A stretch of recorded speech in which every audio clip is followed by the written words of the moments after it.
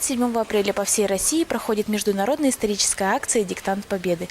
«Диктант Победы» – это самая крупная акция, посвященная истории Великой Отечественной войны, которая с каждым годом набирает все больше и больше участников.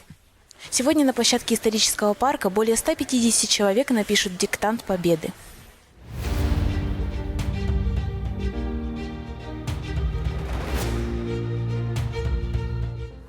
Я уже участвую во втором диктанте Победы. Да. Первый раз участвовал в городе Мирном, второй раз тут участвую в этом прекрасном музее.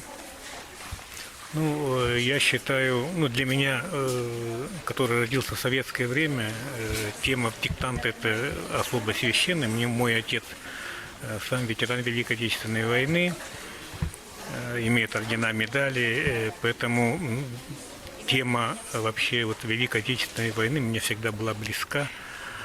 Диктант Победы для меня дорог и, наверное, очень должен быть дорого нашему молодому поколению, который сейчас сидит, заполняет. Уже просто посмотреть, какие вопросы, это уже интересно, это уже должен проявиться у ребят интерес.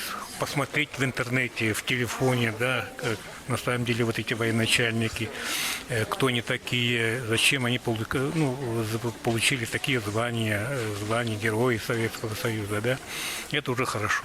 Наверняка многие все-таки этим интересуются и на уроках, поэтому абсолютно правильно партия «Единая Россия» такие мероприятия по всей Российской Федерации делает и, скажем так, продвигает наших молодое поколение к интересу нашей истории, которая сегодня во время специальной военной операции, конечно, абсолютно актуальна, потому что, не зная историю своей страны, истории наших побед и поражений, сегодня оценить то, что происходит на Украине, конечно, будет очень сложно. Поэтому как раз знание истории Великой Отечественной войны, конечно, и как доставалась эта победа, поможет молодым людям осознать себя в нынешнее серьезное, сложное время.